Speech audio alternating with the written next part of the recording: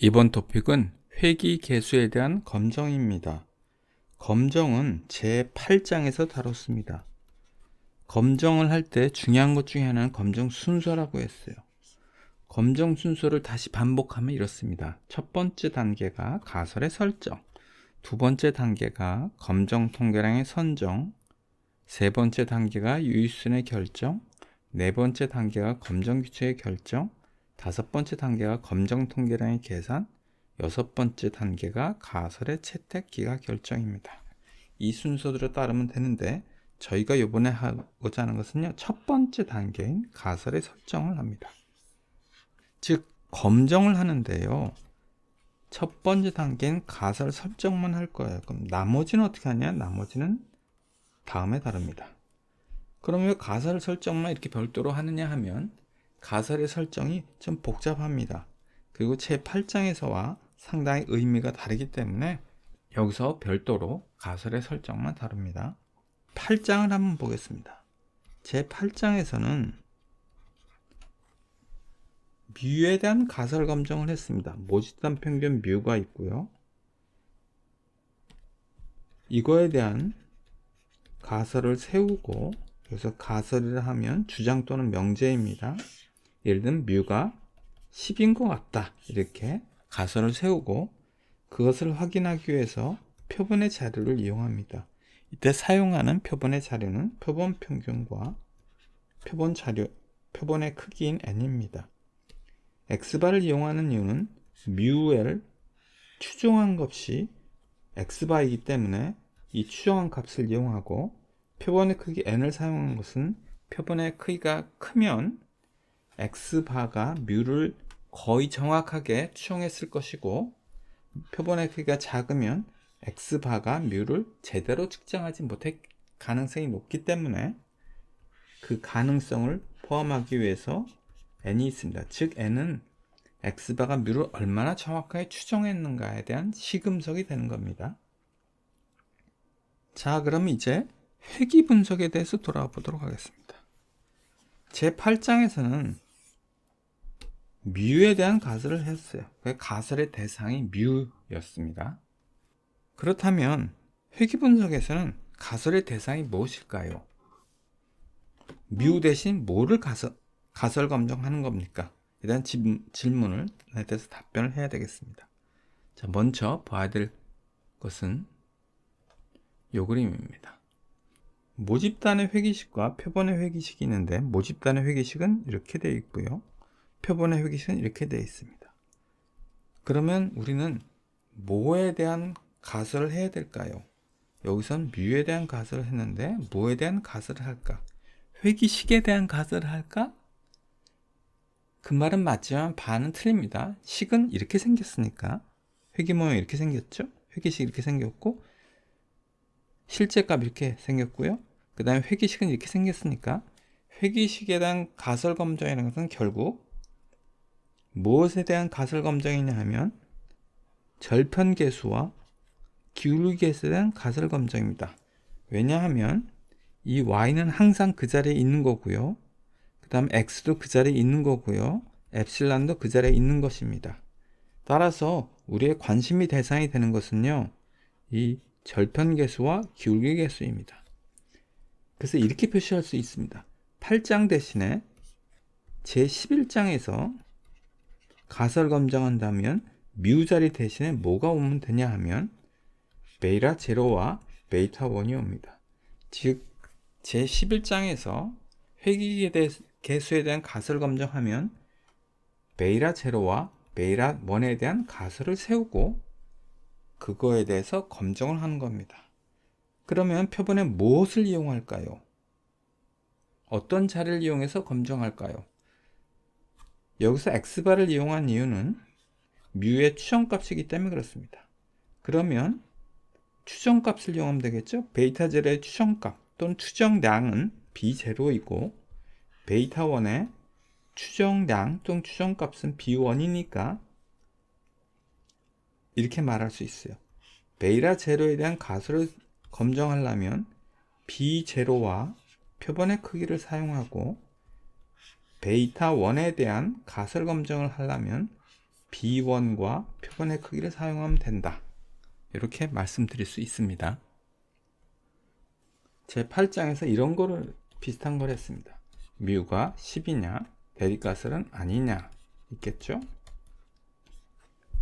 물론 유형이 세 가지가 있었습니다. 첫 번째는 이런 양측 검정이 있었고, 또 하나는 이런 게 있었습니다.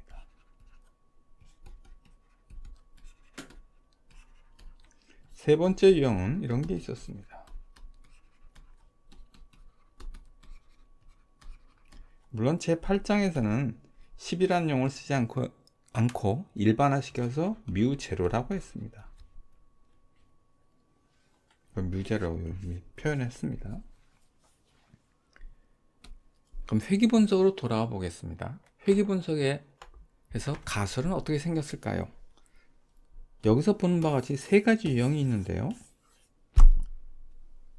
베이타 제로나 베이타 1에 대한 가설 검정도 이와 비슷합니다. 그런데 베이타 제로보다는 베이타 1에 대한 가설 검정 훨씬 더 많이 합니다. 그 이유는 조금 이따 설명을 드리고, 먼저 베이타 1에 대한 가설 검정을 보도록 하겠습니다. 베이타 1에 대한 가설 검정 중에서 가장 많이 하는 것은 이런 형태입니다.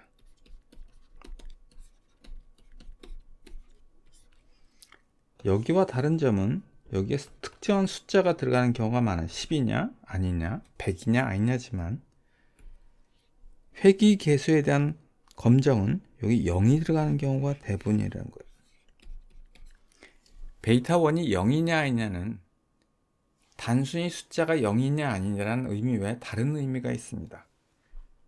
자, 여기서 10이냐 아니냐를 했었죠? 그 무슨 의미입니까? 그냥 뮤가 10이냐 아니냐라는 의미입니다. 그 외에 다른 의미가 없었습니다. 그러나 베이타 1 0이라는 것은 단순히 숫자가 0이냐 아니냐가 뿐만 아니라 다른 중요한 의미를 갖고 있습니다. 그에 대해 설명을 드릴게요. 자, 여기 식을 한번 보겠습니다.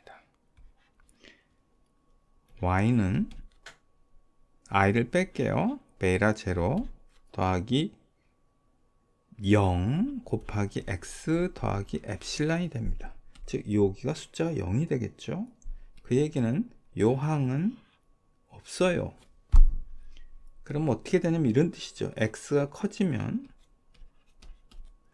y는 어떻게 되는 거예요? 변동이 없네요. 일정하게 되고, x가 작아지면요 0 곱하기 x니까 y의 값은 변함이 없습니다. 왜냐하면 요항이 없어지기 때문에 x가 아무런 영향을 주지 못합니다. 즉 이 뜻은 이렇게 해석할 수 있습니다. x가 y에 영향을 주지 않는다 라고 해석할 수 있습니다. 반면에 이건 어떨까요? 0이 아니라는 것은 예를 한번 들어보겠습니다. 이게 3이라고 해보겠습니다. 3x예요. x가 커지면 어떻게 되죠? y는 커집니다. x가 작아지면요 y는 작아집니다. 즉 대립가설은 이런 뜻이죠. x가 y에 영향을 준다 라고 해석할 수 있습니다. 그래서 단순히 베이타 1이 0이냐 아니냐가 아니라요, x가 y에 영향을 주느냐 안 주냐에 대한 테스트를 하라고 해도 가설 검정의 형태는 이렇게 되어야 합니다. 그리고 이렇게 뿐이 아니라 이렇게도 해석합니다. y의 변동을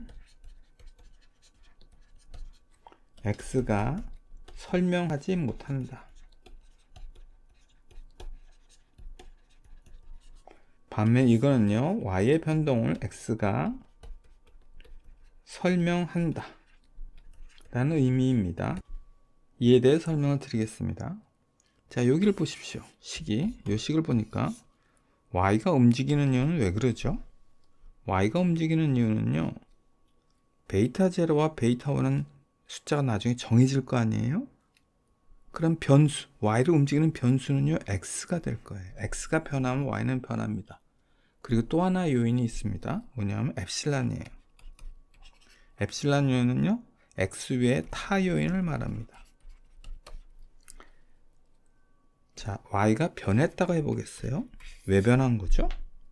둘 중에 하나죠. 첫 번째는 x 때문이거나 두 번째는 엡실론 때문이거나 혹은 x와 엡실론이 동시에 영향을 주었거나 입니다. 베이타 1이 0이 아니라는 것은 이 항이 살아있다는 것이죠. y가 변했어요. 왜 그랬을까요? x 때문일 수도 있겠네요. 물론 엡실론 때문일 수도 있겠지만 x 때문일 수도 있는 거예요. 그래서 y의 변동 일어났잖아요. x가 설명하지 못하는 거예요. 0이 아닌 경우는요. 그러나 이게 0인 경우는요. 이 항이 없잖아요. y가 변했습니다. 왜 변했나요? x 때문인가요? 아니죠. x가 아예 없으니까 y가 변했다는 것은 다른 요인, 엡실론 때문입니다. 즉, y의 변동을 x가 설명하지 못하는 것입니다. 제가 여기서 약간 밑줄을 그을 때 약간 순서가 틀리는데 다시 정리해 보겠습니다. 베이타 1이 0이라는 것은 이 항이 없는 겁니다. y가 변했습니다. 왜죠? 변할 건 엡실론밖에 없는 거죠. 엡실론밖에 없기 때문에 x가 설명하는 것이 못하는 것입니다. 만약에 베이타 1이 0이 아니라는 것은 뭐죠? 이 항이 살아있습니다. 살아있다는 뜻은 y가 변했으면 x 때문일 수도 있는 거예요. 그래서 y의 변동을 x가 설명한다고 할 수 있습니다. 만약에 문제 이렇게 나왔다고 해볼게요. 베이타 1이 0이야 아니냐 테스트 하시면 이렇게 해야 되고, x가 y에 영향을 줘 안 줘 하고 테스트 하라고 하면 이렇게 해야 되고, y의 변동을 x가 설명 못해 검정하시오 하면 이렇게 하면 됩니다. 지금까지 말로 설명한 것을 글로 옮기면 이렇게 됩니다. 읽어보겠습니다. 이는 기울기의 수가 이 숫자가 0인지를 검증하는 가설이나, 그렇죠, 0이냐 아니냐를 검증하는 가설이나 다른 중요한 의미를 지니고 있다. 베이타 1이 0이면 모 회기식이 이렇게 변해야 되죠. 그래서 여기 0이 됩니다. 그래서 여기 요 항이 없는 거나 마찬가지예요. 이 되므로 독립변수 x의 값이 커지거나 작아지거나에 관계없이 종속변수 y의 기대값은 베이타 제로로 일정하다. 즉 베이타 1이 0이라는 것은 독립변수가 종속변수에 영향을 주지 않는다는 의미이며, 반대로 베이타 1이 0이 아니라는 것은 독립변수가 종속변수에 영향을 준다는 의미다. 다르게 해석하기도 한다. 베이타 1이 0이면 회귀 모형은 이렇게 되죠. 요 항이 0이 됩니다. 종속변수 y가 변동하면 이는 독립변수 때문이 아니고 에라텀의 변동 때문이다. 그러므로 베이타 1이 0이라는 것은 종속변수의 변동을 독립변수가 설명하지 못한다고 해석할 수 있다. 반면에 베이타 1이 0이 아니라는 것은 종속변수의 변동을 독립변수가 설명한다고 해석할 수 있다. 여기 글로 이렇게 써놨습니다. 그럼 다음 질문은 0일 때만 있을까? 이것이 다른 숫자인 경우는 의미가 있는 경우가 없어요? 라고 질문할 수 있는데, 간혹 이런 경우에 의미가 또 있습니다.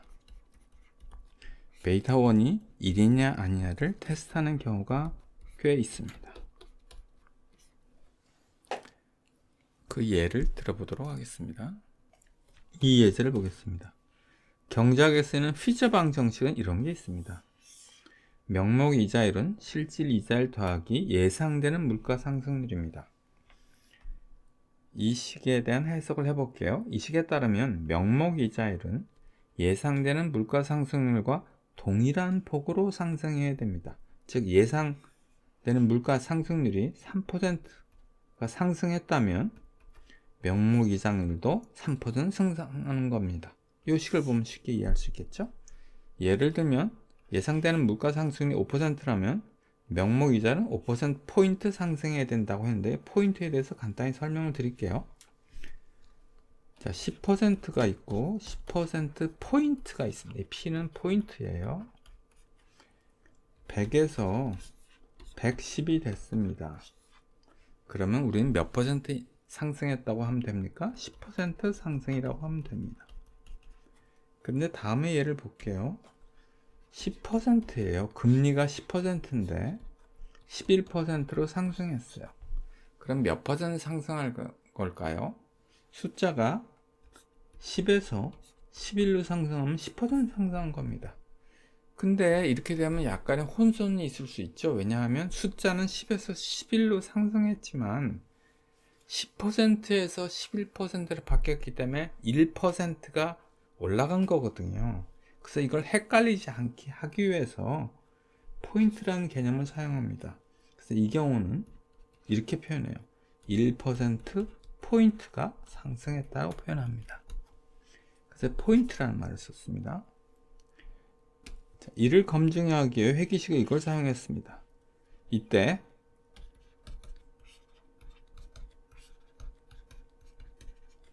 베이타 제로는요, 실질 이자율입니다. 이 실질 이자율이고요. X는요, 예상되는 물가 상승률입니다. 자, 다음을 보겠습니다. 만약 이렇게 검정했어요. 이게 무슨 뜻일까요? 이것은 예상되는 물가 상승률이 그냥 물가 상승률, 물가라고 할게요. 물가가 명목 이자율의 Y에 영향을 주지 않는다.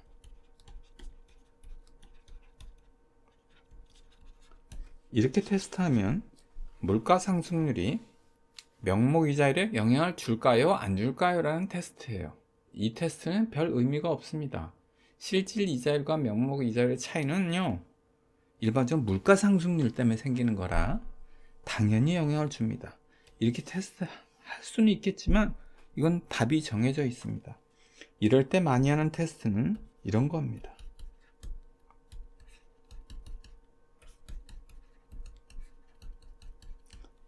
이건 뭐에 대한 테스트일까요?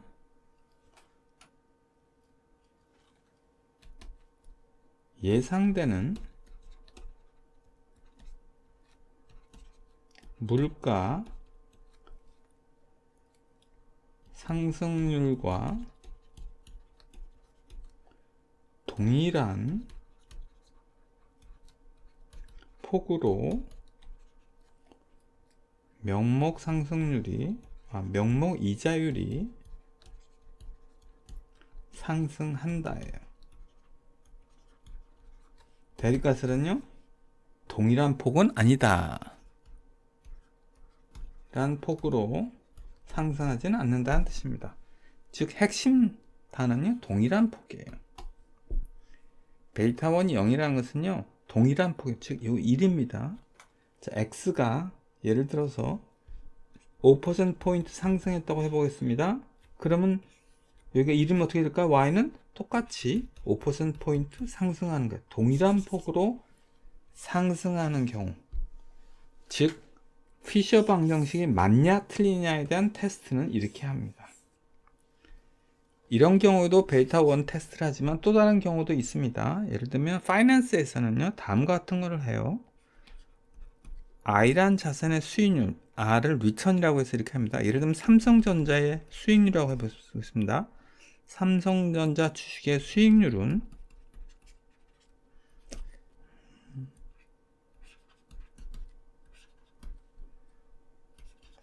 RM은요, 시장 수익률입니다.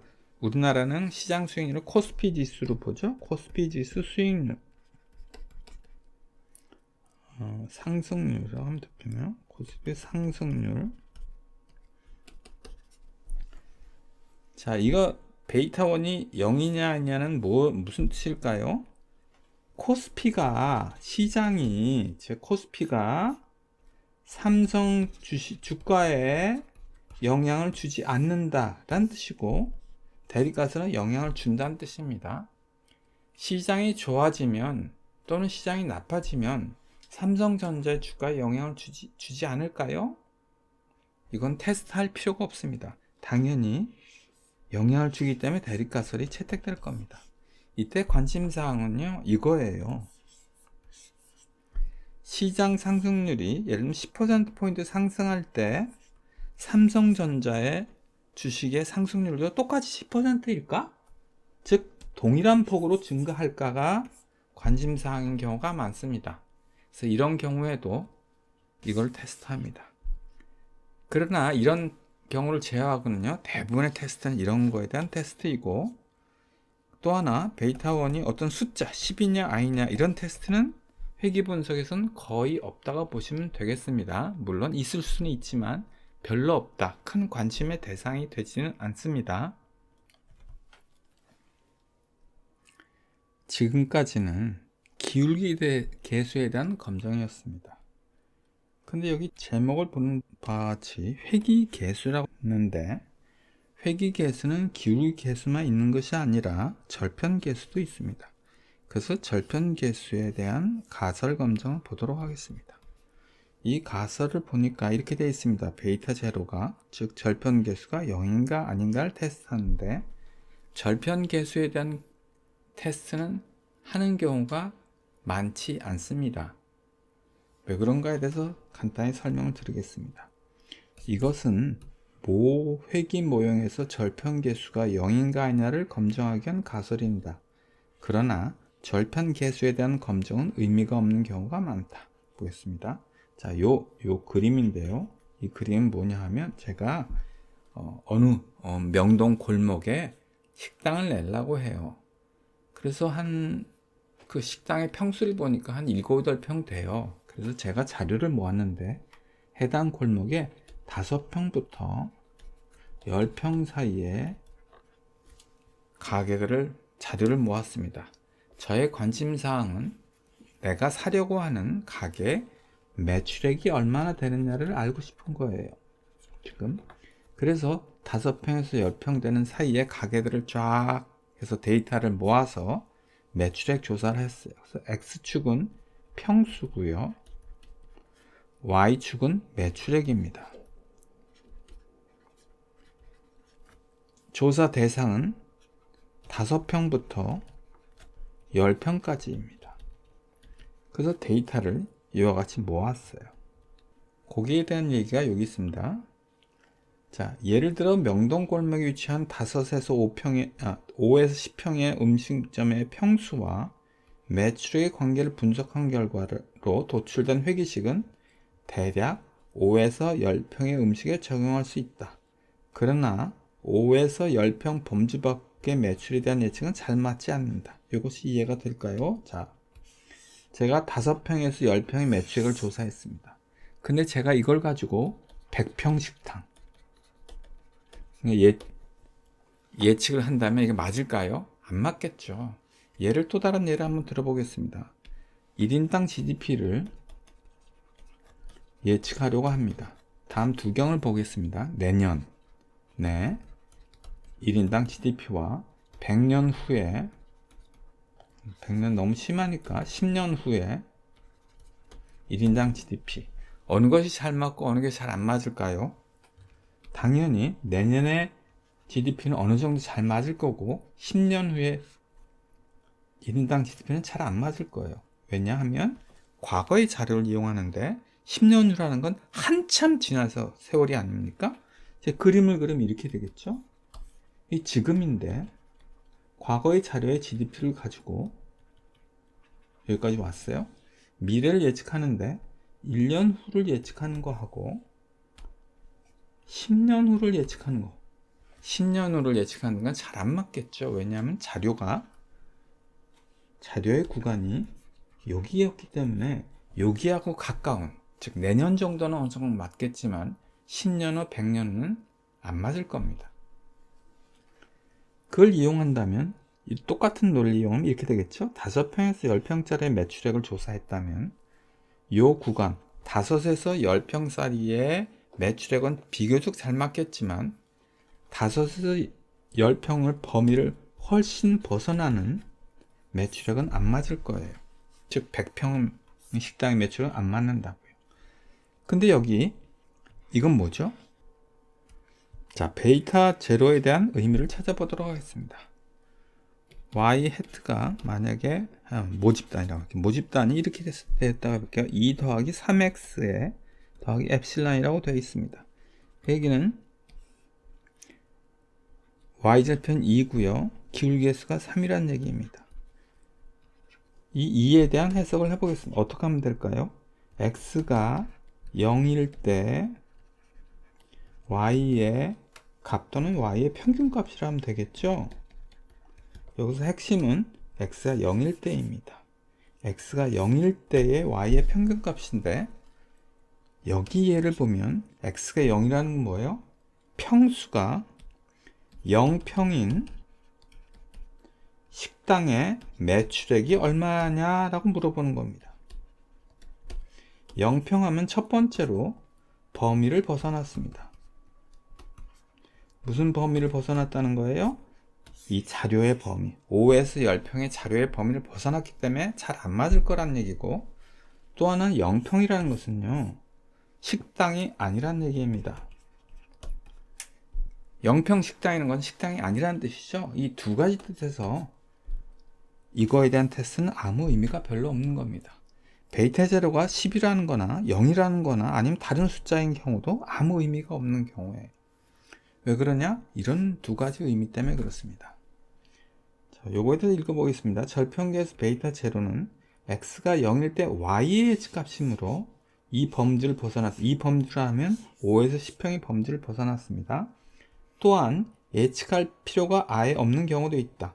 명동 골목의 예에서 x0는 면적이 0이란 뜻이다. 그러나 식당의 면적이 0이라는 것은 실제로 존재하지 않기 때문에 베이타 제로에 대한 가설을 검증할 필요가 없습니다. 그래서 베이타 제로에 대한 가설 검증은 별로 하지 않는다. 많은 경우에 하지 않는다. 베이타 1에 대한 가설 검증은 많이 한다. 이 뜻입니다. 이런 절편계수에 대한 검증이 의미가 있는 경우가 있습니다. 그 예를 한번 들어보겠습니다. 좀 예가 어렵습니다. 어느 증권사가 자신이 운영하는 펀드의 수익률을 종속 변수로, 코스피 수익률을 독립 변수로 하여 회귀 분석하는 결과 다음과 같은 회계식을 얻었다 했어요. 절편계수에 대한 다음과 같은 검증의 의미가 있는가라는 질문을 했습니다. X가요, 코스피 수익률, 시장 수익률이고요. Y는 이 증권사가 운영하는 펀드의 수익률이에요. 만약에 이 회사가 운영하는 펀드의 수익률이 시장하고 똑같아. 시장보다 잘난 게 없어. 시장하고 똑같아. 는 어떻게 나올까요? 자, 그림을 한번 그려보겠습니다. 이것을 코스피 수익률이라고 하고요. X축을 이 펀드의 수익률이라고 해보겠습니다. 이 펀드의 수익률하고 코스피 수익률이 동일하다면 그림이 이렇게 나올 겁니다. 노란 선으로 표시할게요. 45도 각도로 이렇게 표시됩니다. 즉 코스피 수익률이 10%이면 펀드 수익률은 10%이고, 코스피 수익률이 마이너스 5%이면 이 펀드의 수익률은 마이너스 5%입니다. 그렇다면 선이 만약 이렇게 45도 각도의 선이 나온다면 코스피 수익률과 이 펀드의 수익률은 동일할 거예요. 여기 기울계수가 1이 나왔는데 절편계수가 0.3입니다. 그림을 그리면 이렇게 됩니다. 자, 이 그림을 보겠습니다. 여기 노란 45도 선이 여기 파란 점선으로 표시되어 있습니다. 하늘선으로 표시되어 있습니다. 이 선은 코스피 수익률과 펀드 수익률이 동일한 선이에요. 즉, 이 펀드가 코스피하고 똑같아. 근데 빨간 선을 보겠어요. 빨간 선은 뭐냐면 이 선이에요. 지금 절편의 기울기가 0.3입니다. 베이타 제로가 0이라는 건 무슨 뜻입니까? 이 빨간 회기선하고 이 파란 선하고 같아. 지금 무슨 뜻이냐면 이건요, 펀드 수익률하고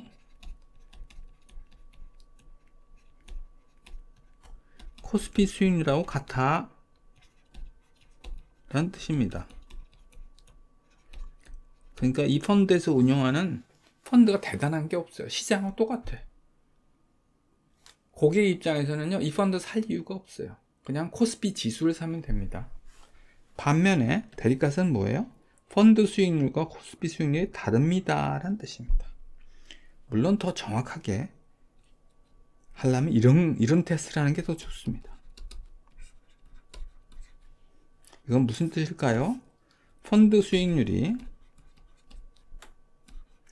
코스피 수익률보다 더 좋아요. 즉 우리 펀드가 시장보다 좋아요. 그래서 여러분들 우리 펀드를 사면요, 여러분 돈 벌어요 라는 뜻이에요.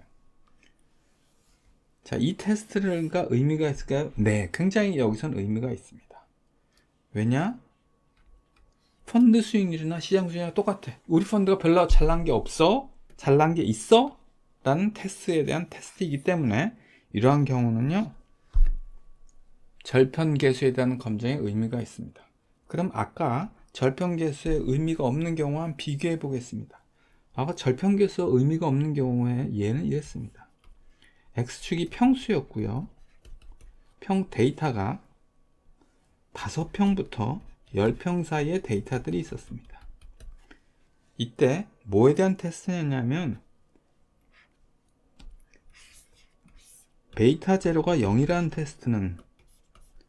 베이타 제로가 0이라는 테스트는요, 요 선에, 즉 x가 0일 때죠. x가 0일 때, 독립변수가 0일 때 얘기입니다.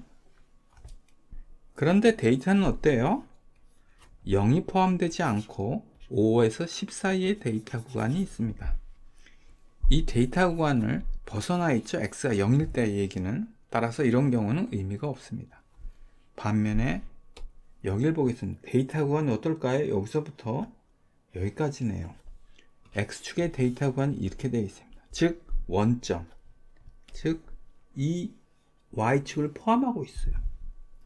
이 y축을 포함하고 있기 때문에 절편계수에는 검증의 의미가 있는 겁니다.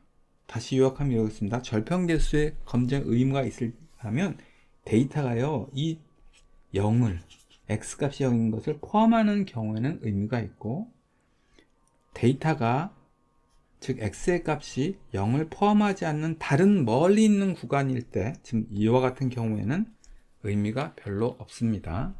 이상입니다.